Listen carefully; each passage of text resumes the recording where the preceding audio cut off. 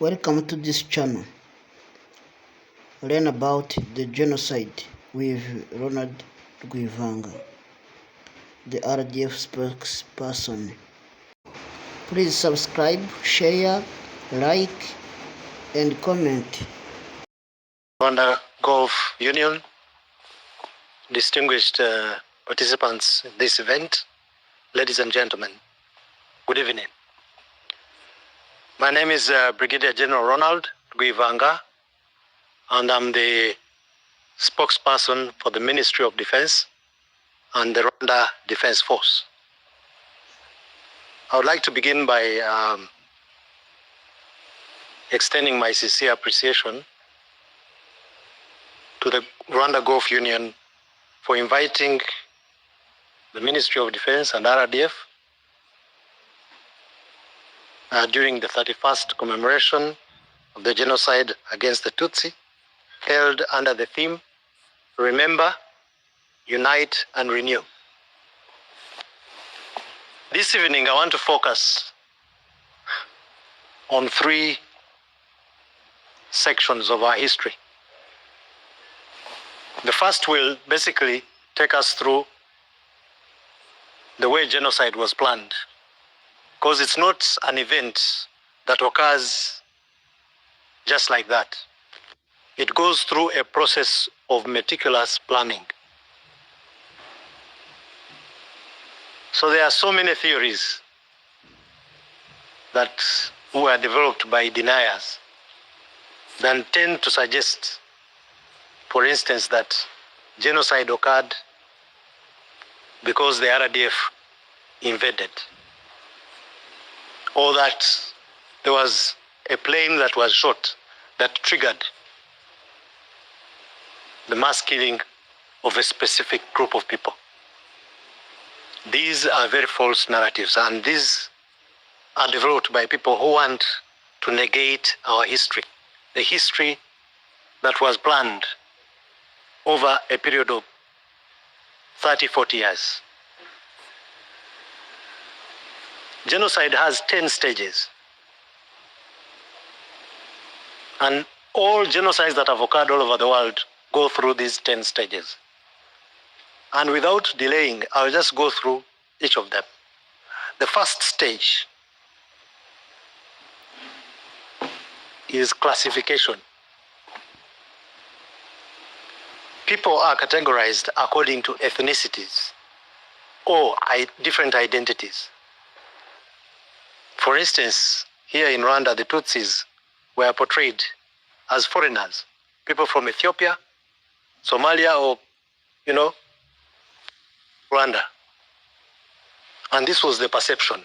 And therefore, in 1959, thousands of people were expelled from their country. That is the beginning, the first stage of genocide. In fact, during that process, many were killed. Others' houses were burnt. And then, of course, the large portion was kicked out of the country to go to the DRC. Those who were close to the border with Uganda were kicked out to Uganda. Those who were next to Tanzania went to Tanzania. And those who were connected with Burundi went to Burundi. That's why we have all these communities of people who came from all these countries. And then there are others who had the resources to even go further abroad. So that's the first stage. It's undisputed in history. The second stage is symbolization. Visible symbols are used to mark a group's identity. For example, those who remained in the country were given IDs in which they were described as Tutsis, Hutus, and Twa. Today we don't have IDs because we know that that's one of the ways of identifying people who are supposed to be killed.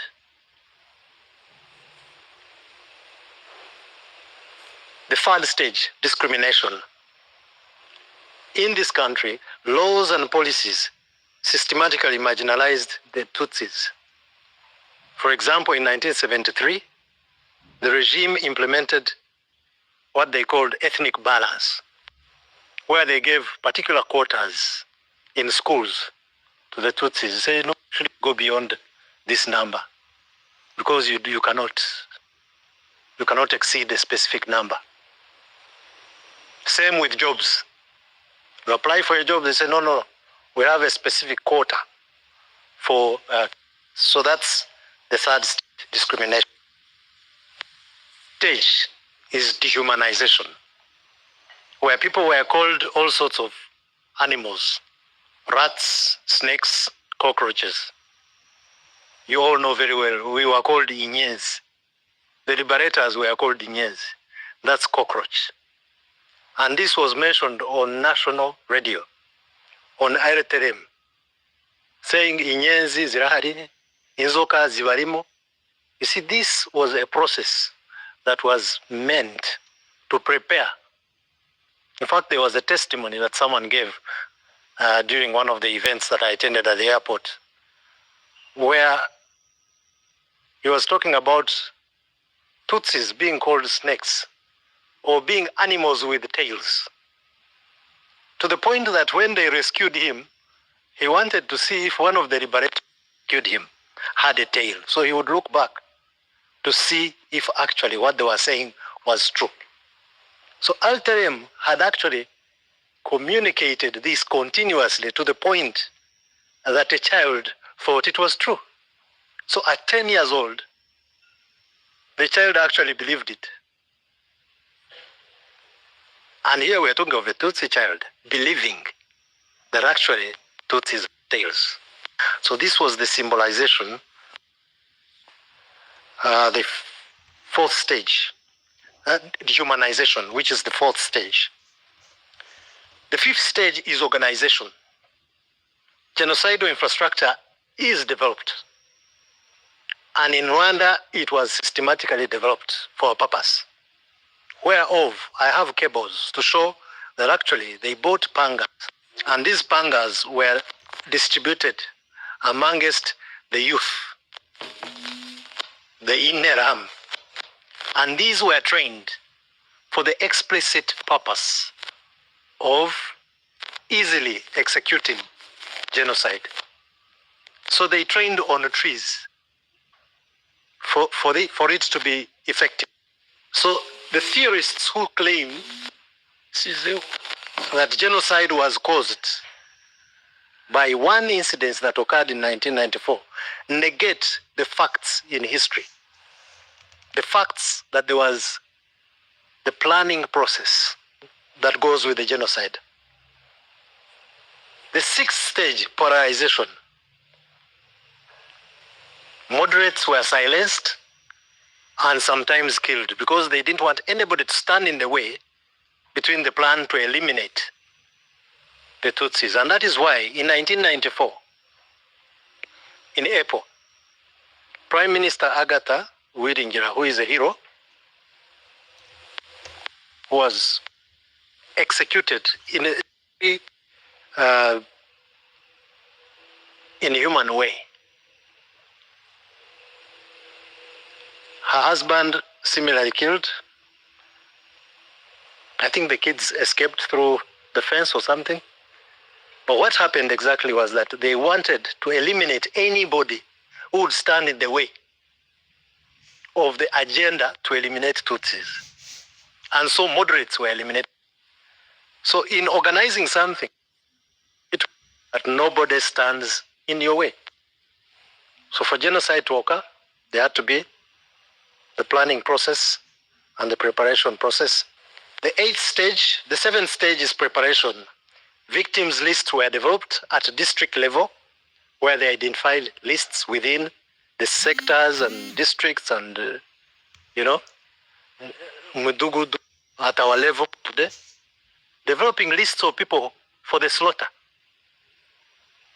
So that at a specific moment, it will be easy to eliminate that group of people. The eighth stage is persecution. Victims were isolated, imprisoned, and robbed.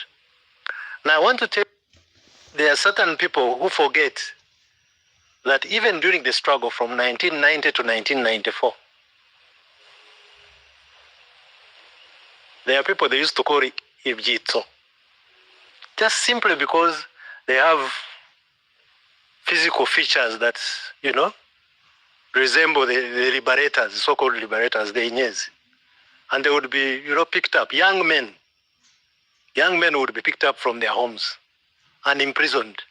So this doesn't appear in our history. Because genocide came and it kind of blinded the realities about what happened before. Because it was too bad for us to recall minor or so-called minor incidences that occurred before. Examples. During the struggle, our president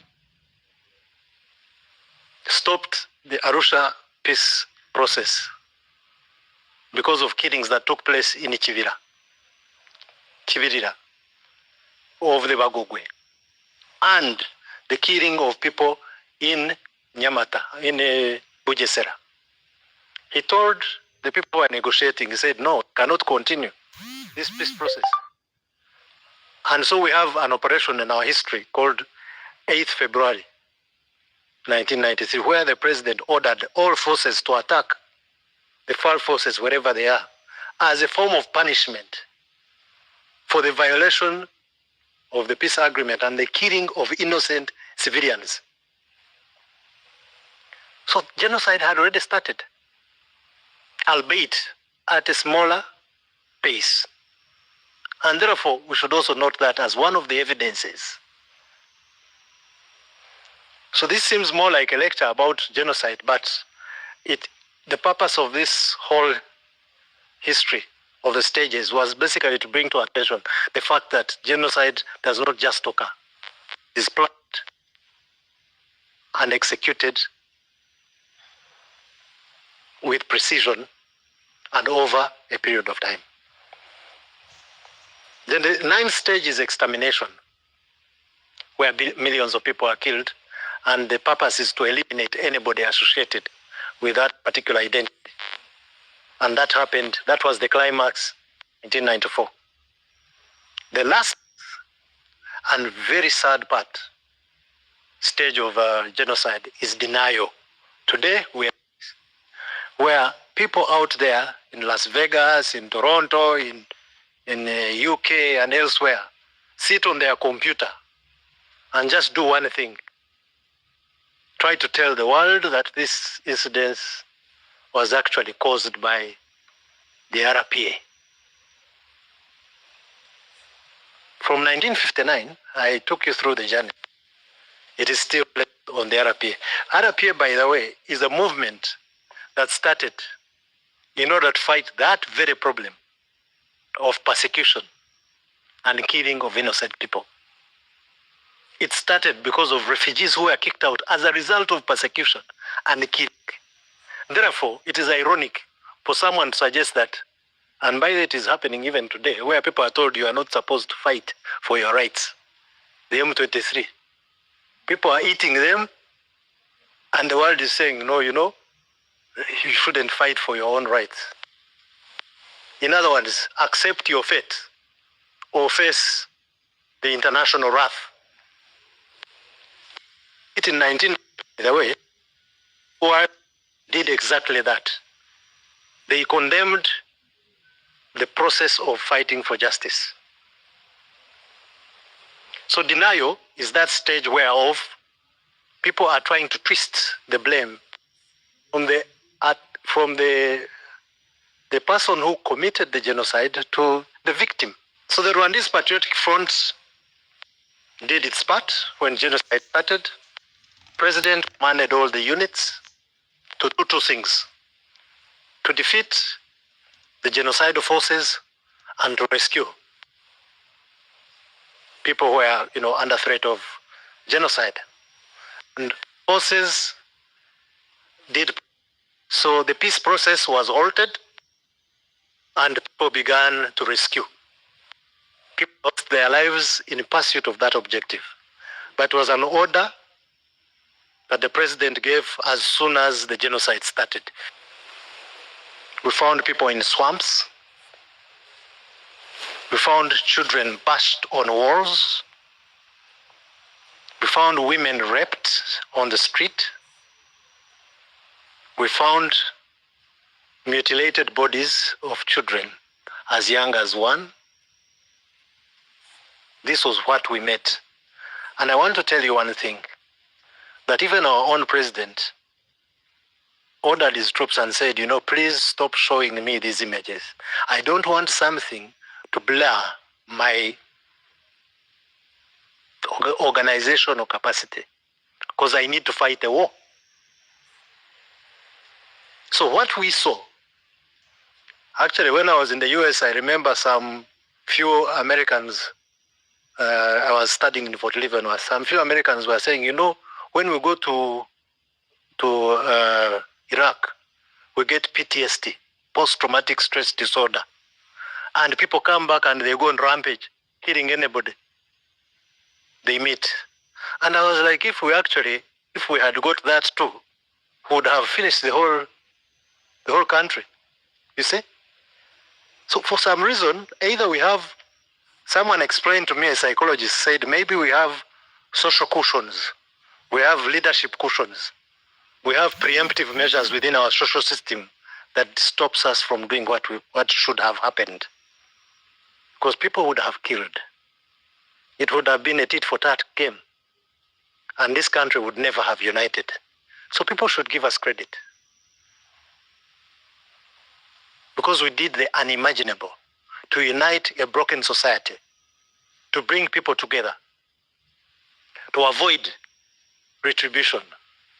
You can imagine thousands of people coming back to their homes and finding the killers just next door. Even if they reacted by killing innocents, it would have been understandable. But there was an order by our president to say, do not. If you do so, we shall, hold you accountable. And this happened. And I can tell you something else. Even after succeeding and liberating our country,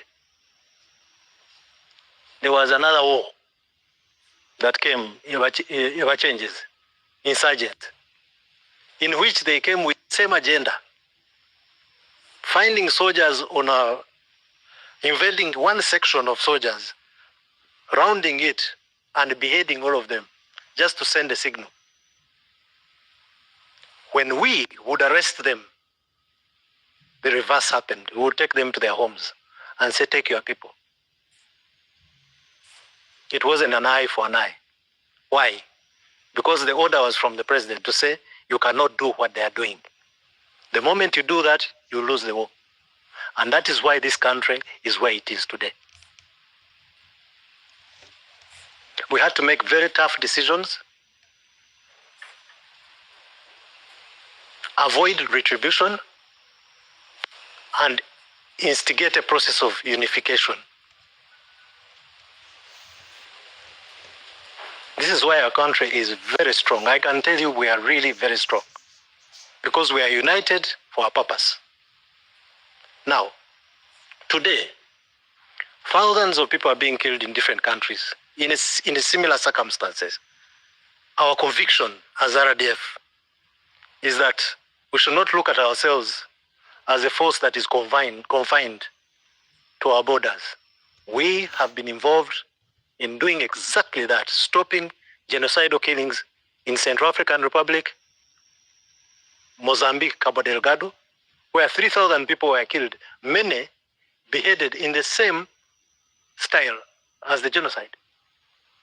Ansal al-Sunna wa Jamaa, killing people for their religious beliefs.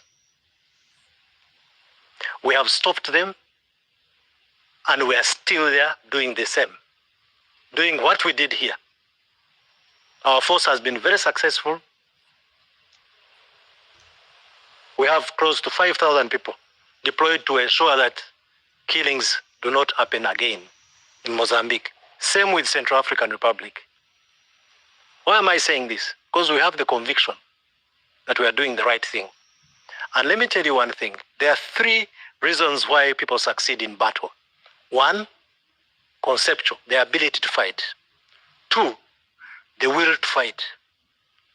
3, the physical component, equipment, and so on and so forth. Now, for us, we don't believe that the equipment and the conceptual are enough to fight the war. No, you can study, you can do everything. But the third aspect, which is the will to fight, the cause for which we are fighting, has made us succeed in every battle. So what is the lesson here? The lesson here is that we must do the right thing. We must unite a broken society by doing the right thing.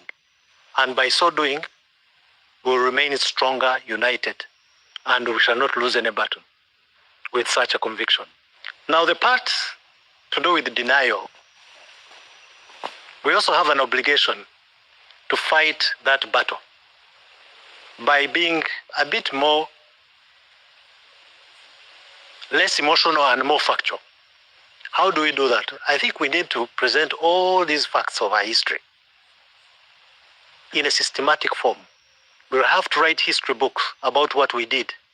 We have to give testimonies of survivors so that people do not distort our history. These have to be documented in an effective way.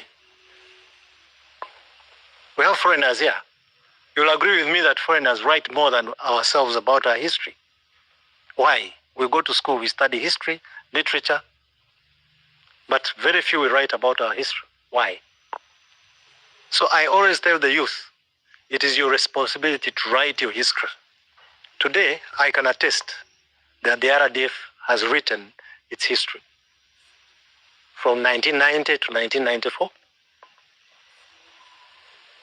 and beyond.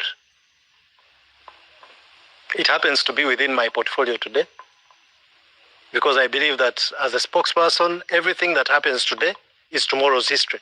And therefore, documenting it is critical for us to remember events in real time and to recollect. We are doing research to recollect occurrences of the past that can constitute our history. So we have done that. That's the positive part. And therefore, it is upon you, all of you, to do the same in regard to educating yourselves about our history and researching, and for your kids to be involved, because many of you are above the youth here. But you need to encourage your kids to research and document these facts of our history so that they do not happen again. So in conclusion, therefore, as members of a new generation, the youth, we possess the extraordinary ability to challenge genocide denial and preserve the historical truth about what happened. Through education, advocacy, creativity, and connection, we can serve as agents of change and guardians of our memory. Commemorating genocide, therefore, is not solely for Rwanda's responsibility.